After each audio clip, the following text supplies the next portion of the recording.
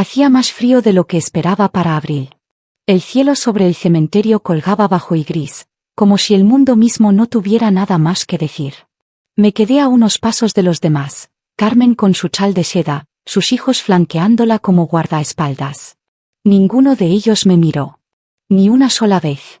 El servicio había terminado hacía 15 minutos.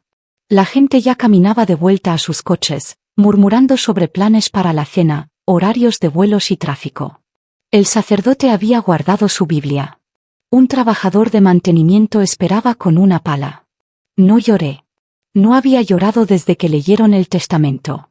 3 días antes, en una sala de conferencias pulida con iluminación suave y ojos más fríos, me senté sola mientras el abogado recitaba los últimos deseos de Antonio. Ni una mención de mí. Ni la casa. Ni la finca. Ni siquiera una fotografía. Todo, cada cuenta, cada acción, cada llave, fue para los hijos de Carmen.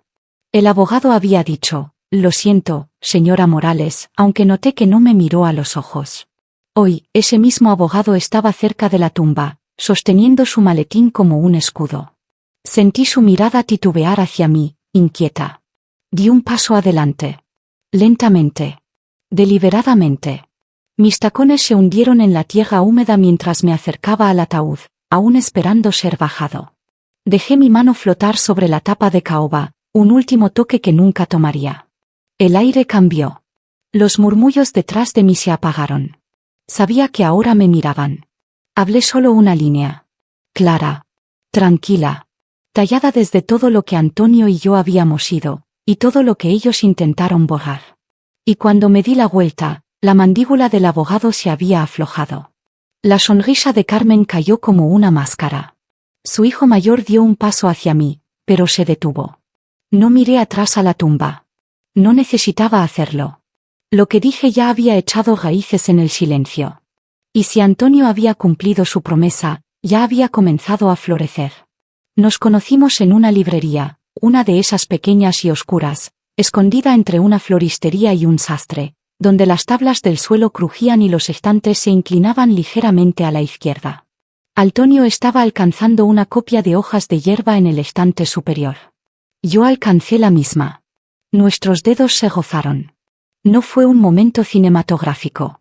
Sin fuegos artificiales, sin música.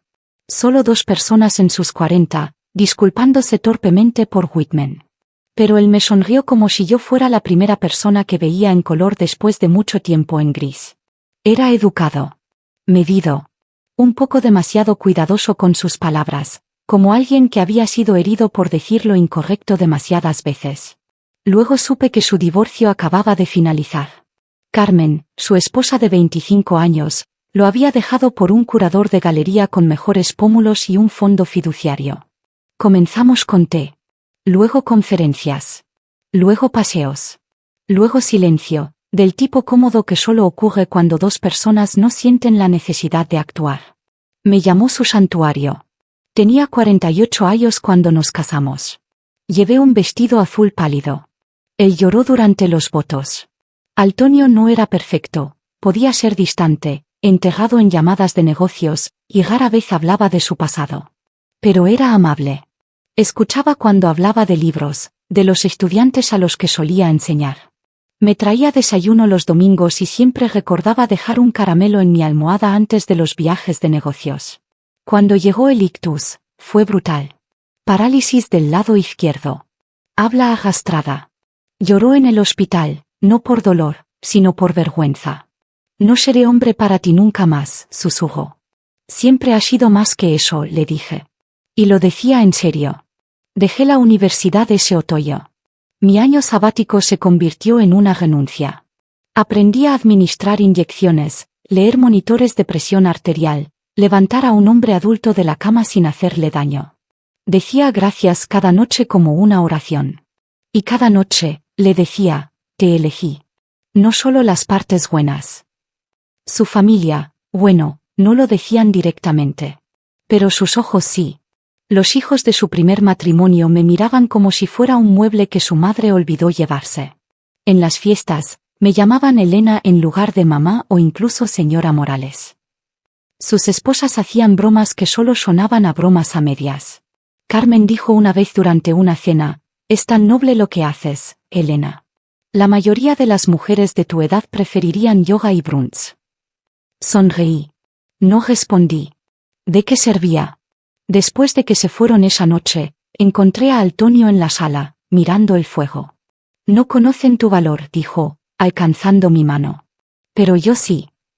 No sabía entonces cuán poco importaría eso cuando llegara el momento de ponerlo por escrito. La oficina del abogado olía a madera pulida y papel viejo, dinero silencioso. Me senté en la silla de la esquina, con las palmas húmedas contra mi falda, el corazón firme pero apretado. El certificado de defunción de Antonio descansaba en la mesa junto a una pila de documentos, una pluma posada como una cuchilla sobre la verdad. Éramos 4 en la sala. El abogado, canoso y redondo, carraspeó como si ensayara un discurso que había dado 100 veces. A su izquierda, Carmen ajustó su blazer crema y cruzó las piernas, los ojos escaneando la ventana como si esto fuera solo otra tarea. Sus hijos, Javier y Mateo, la flanqueaban, ambos rígidos en trajes a medida que parecían demasiado afilados para el luto. Yo llevé azul marino. Antonio siempre dijo que resaltaba mi calma. Pensé que podría ayudar hoy. Comenzó la lectura. A mis queridos hijos, Javier y Mateo Morales, dejo la totalidad de mi patrimonio. Mis oídos dejaron de registrar la siguiente parte.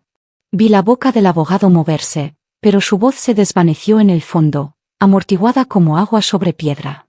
Las palabras que siguieron se mezclaron: menciones de propiedades, cuentas bancarias, participaciones empresariales, la casa de vacaciones en Cantabria, incluso su colección de relojes antiguos. Ni una sola vez, pasó mi nombre por sus labios. Cuando la lectura terminó, el silencio pesó en la sala. El abogado dobló los papeles lentamente, como si no estuviera seguro de si debía mirar hacia arriba. Carmen no habló, pero sí sonrió. Solo ligeramente. No cálida. No compasiva. Una pequeña curva de victoria en la esquina de su boca. Lo sabía. Lo sabía. Javier se levantó primero. Eso fue exhaustivo, dijo, como si acabara de terminar un informe de cliente. Mateo dio una palmada en la espalda de su hermano. Papá siempre fue organizado. Nadie me miró. Me levanté, con las piernas temblando, pero no por tristeza. Me giré y salí sin decir una palabra. Mi silencio era la única dignidad que me quedaba. De vuelta en la casa que había mantenido impecable durante años, decorada para cada temporada, donde cuidé a Antonio durante su enfermedad, me moví como un fantasma. Cada paso se sentía como una intrusión. Ni siquiera podía sentarme en el sofá. El sofá que elegí. El que ahora ellos poseían. A la mañana siguiente, vinieron. Un todoterreno plateado entró en la entrada como si perteneciera allí. Javier y Mateo salieron con ropa informal de fin de semana, uno sosteniendo un portapapeles. Mateo dio un pequeño saludo. Elena. Solo echamos un vistazo a la propiedad, si no te importa. Propiedad. Caminaron por el vestíbulo sin quitarse los zapatos. Abrieron armarios. Tomaron fotos. Susurraron entre ellos mientras miraban alrededor. Javier se detuvo cerca de la escalera, golpeando su pluma contra la barandilla. Entonces, ¿alguna idea de cuándo desocuparás? Sin prisas, por supuesto. Solo, tenemos planes para el lugar. Lo miré fijamente. Entiendo, dije, aunque no lo hacía. No veía nada más que rojo y silencio y el peso de la traición presionando contra mis costillas. Él ofreció un encogimiento de hombros compasivo, como un casero a un inquilino que se retrasó demasiado. Podemos darte unas semanas. Solo avísanos si necesitas ayuda para organizar la mudanza. Los acompañé a la salida sin decir otra palabra. Cerré la puerta detrás de ellos suavemente. Y luego la aseguré, no porque pensara que volverían, sino porque se sentía como lo único que aún estaba bajo mi control. Por ahora. El estudio aún olía a él, libros viejos, pulimento de madera de cedro y el leve rastro del aftershave que solo usaba cuando cenábamos junto a la chimenea. Antonio llamó a este lugar su sala de guerra, aunque la mayoría de las guerras libradas aquí eran silenciosas. Disputas por contratos, cambios en el mercado, tensiones familiares que nadie se atrevía a nombrar. No había entrado desde el ictus. Mantuve la puerta cerrada como una herida que no podía mirar directamente. Pero ahora, me atrajo. Tal vez fue el silencio. Tal vez fue la forma en que la casa comenzaba a sentirse como un hotel del que olvidé que me estaba yendo. No buscaba nada, me dije eso. Pero el duelo tiene una forma extraña de guiar tus manos, hacerte abrir cajones sin razón, ordenar papeles que no sabías que te importaban. Busqué entre carpetas de impuestos. Tarjetas de presentación. Facturas de un paisajista que nunca contrató. Una lista de compras. Una foto de nosotros en el lago, desvaída y curvada en las esquinas. La taza que le compré con número 1 esposo descascarillándose por el lado. Nada de eso podía explicar lo que había hecho, porque me había dejado con nada más que aire legal. Hasta que llegué al cajón inferior izquierdo. Allí, pegado debajo de la base de madera deslizante, había un pendrive negro.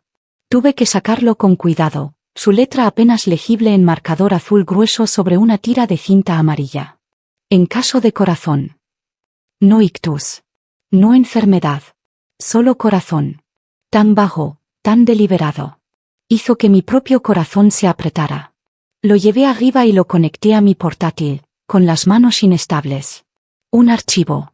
Sin nombre. Solo una marca de tiempo. 42 segundos de duración. Hice clic en reproducir. La voz de Antonio se filtró, frágil pero clara. Rota en partes, pero inconfundible.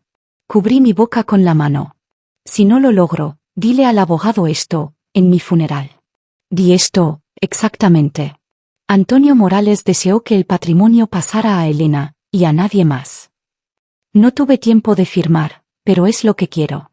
Es lo que siempre quise. Una pausa. Una exhalación débil.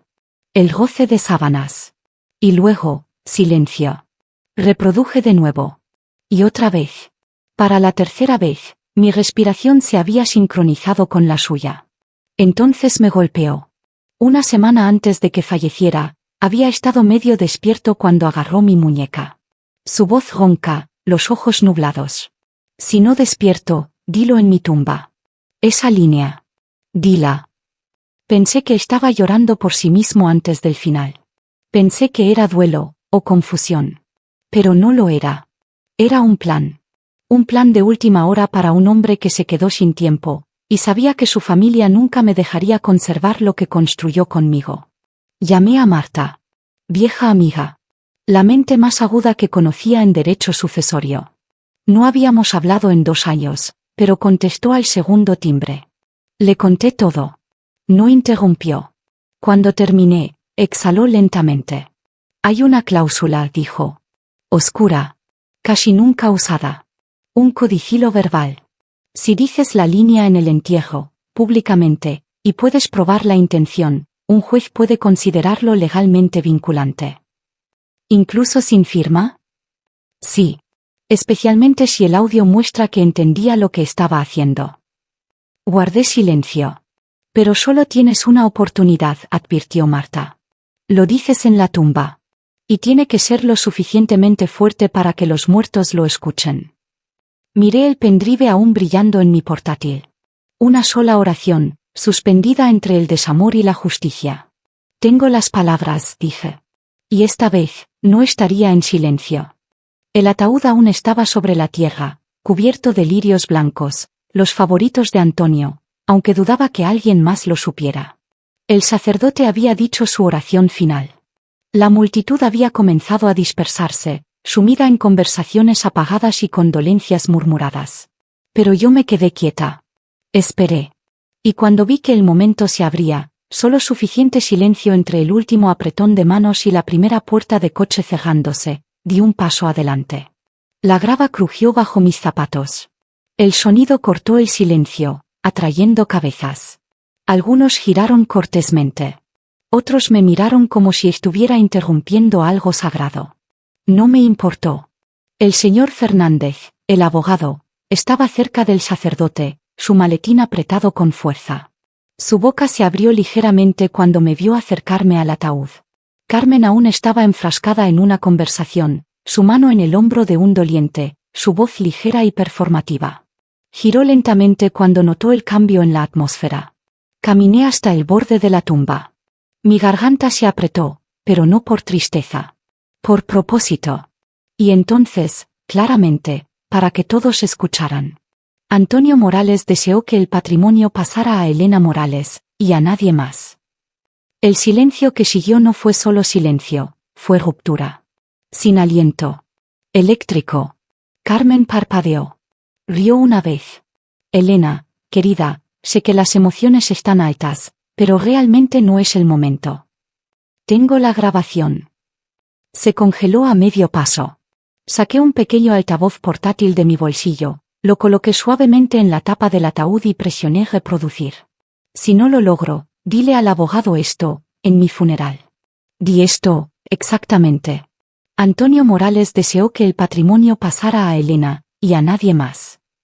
No tuve tiempo de firmar, pero es lo que quiero. Es lo que siempre quise. Una tos. Un roce. Luego estática. Siguieron jadeos. Alguien cubrió su boca. Un hombre al fondo murmuró, ¿es eso real? El señor Fernández no habló. Hurgó con su maletín, sacando una carpeta delgada y hojeando páginas. La sonrisa de Carmen se quebró. Eso podría estar editado. Probablemente lo hizo con IA. Todos usan esas herramientas de voz falsas. Lo hice autenticar, dije. Por un analista forense aprobado por el tribunal. El archivo tiene marca de tiempo, sin editar, y coincide con una grabación de Antonio hecha 2 días antes. Fernández finalmente levantó la vista. Su rostro estaba blanco como la ceniza. Hay una cláusula, dijo, apenas audible. En el testamento de 2009. Nunca fue revocada. Los ojos de Carmen se estrecharon. ¿Qué cláusula? Un codicilo verbal, explicó, con la voz más firme ahora. Estipula que si el cónyuge legal declara públicamente la intención final del fallecido en el entierro, y está respaldado por pruebas autenticadas, puede anular la documentación escrita, siempre que sea específico, y el fallecido estuviera en pleno uso de sus facultades mentales. Me miró de nuevo. Lo que esta grabación prueba. Javier dio un paso adelante. ¿En serio vas a aceptar eso, por encima de un testamento firmado? Es la ley, dijo Fernández en voz baja. Mateo se burló. Esto es ridículo. Mamá, haz algo. Carmen abrió la boca, luego la cerró. Su rostro se endureció, no con tristeza, sino con cálculo. Te veré en la corte, Siseo. Estás invitada a intentarlo, dije. Pero no le temo a la verdad. Se quedaron allí, atónitos. No porque no supieran que esto era posible, sino porque, en el fondo, sabían que Antonio siempre había sido mío. Me giré hacia el ataúd, rozando mis dedos sobre la madera una vez más. Y a nadie más, susurré. Mientras me alejaba, el viento se levantó. Los lirios se movieron como si asintieran en aprobación. La multitud se abrió. Nadie me detuvo. Detrás de mí, el señor Fernández ya estaba al teléfono. Y así, el testamento cambió. No con tinta, sino con verdad. El titular estalló 2 días después, salpicado en sitios de noticias como si perteneciera a un thriller judicial. Viuda reversa testamento con una línea en la tumba de su esposo. Para el mediodía, el artículo se había vuelto viral. Programas de entrevistas lo debatían. Podcast analizaban la legalidad. Las secciones de comentarios explotaron.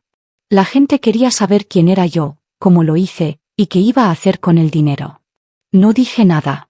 Ignoré las solicitudes de entrevistas. Rechacé los espacios en la radio.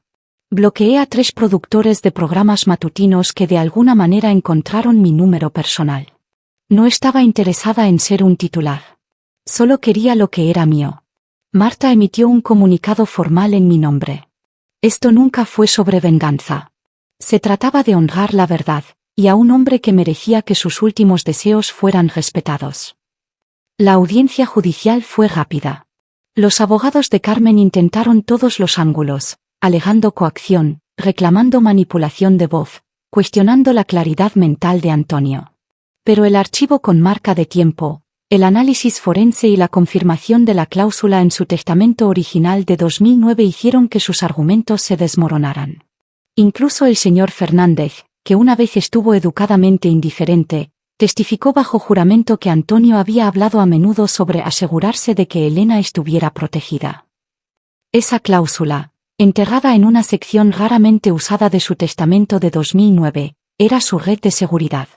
Una última salvaguarda que Antonio nunca revocó. El martillo del juez cayó con finalidad.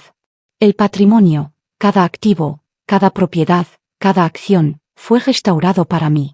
Carmen se sentó con rostro de piedra. Sus hijos me miraron como si hubiera robado algo. Pero la verdad era que no había robado nada. Lo había reclamado. Fuera del juzgado, un grupo de reporteros avanzó, con cámaras parpadeando como relámpagos. Uno gritó: «Señora Morales, ¿algunas palabras para la familia hoy?» Me detuve en las escaleras del juzgado. Miré directamente a la lente. Y dije: «Espero que encuentren paz. Yo ya la tengo». Esa noche, caminé por el camino largo a casa, a través del parque que Antonio amaba. Me detuve en el banco donde una vez vimos patos remar por el estanque. Era tranquilo allí. Luz dorada filtrándose a través de las hojas. El tipo de tranquilidad que se sentía ganada. 2 semanas después, programé una reunión privada con la Fundación Española contra el Ictus. Doné el 20% del patrimonio en nombre de Antonio, destinado específicamente a programas de formación de cuidadores y rehabilitación. Sin cámaras. Sin cortes de cinta. Solo una firma y un apretón de mano silencioso. La familia de Carmen no recibió nada. No por venganza. Simplemente porque ya habían tomado más de lo que él jamás quiso que tuvieran. Esto era cerrar el círculo, no con amargura, sino con claridad. No le dije a nadie lo que había hecho. Esa noche, encendí una de las velas viejas de Antonio, la de lavanda que siempre decía que hacía que la casa se sintiera cálida. Me serví una copa de vino, abrí la ventana y escuché cómo se asentaba la noche. Sin tensión en mi pecho. Sin peso detrás de mis ojos. Solo quietud. La justicia había llegado, no con truenos, sino como el ocaso, suave, segura y completamente mía. La casa ya no resonaba. Lo había hecho, por un tiempo, después del funeral, después de la corte, después de que los reporteros finalmente dejaron de tocar. Durante semanas sonó demasiado grande para una sola persona. Pero lentamente, sin darme cuenta, la había llenado de nuevo, con música, con movimiento, con el sonido de mis propios pasos dados con certeza.